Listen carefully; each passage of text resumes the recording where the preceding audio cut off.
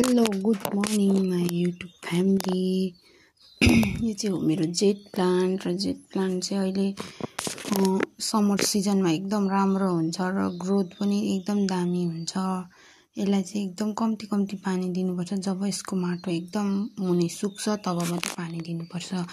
यसलाई ओभरिङ वाटर भयो भने यो एकदम मर्छ। अन्त बाहिर रेनी सिजनको बाहिर पनि राख्नु हुँदैन यो जेट प्लान्टलाई, कि माथि चाहिँ एउटा पानीभित्र उनीहरूको उसमा नआउने गरी उयो गर्नुपर्छ र यो चाहिँ बाहिरै राख्नुपर्छ। बाहिर चाहिँ तर पेसेसतिर राख्दा हुन्छ, इन्डोर पनि होइन, यो भित्र इन्डोर पनि राख्नु हुँदैन।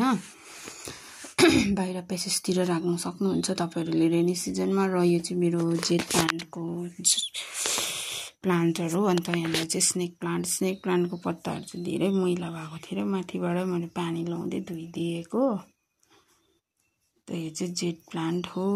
यो जेट प्लान्टको चाहिँ पत्तामै अब पानी पुरा हुन्छ नि त, अन्त पानी खालि लिफ्ट हुन्छ, सकुलेन्ट जस्तै त हो।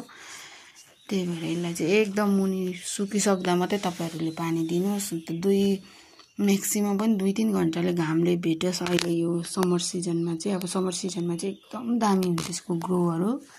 विन्टरमा चाहिँ यसको ग्रोथ रोकिन्छ। समर सिजनमा चाहिँ देख्न सक्नुहुन्छ तपाईँहरूले कस्तो दामी ग्रो भइरहेको छ।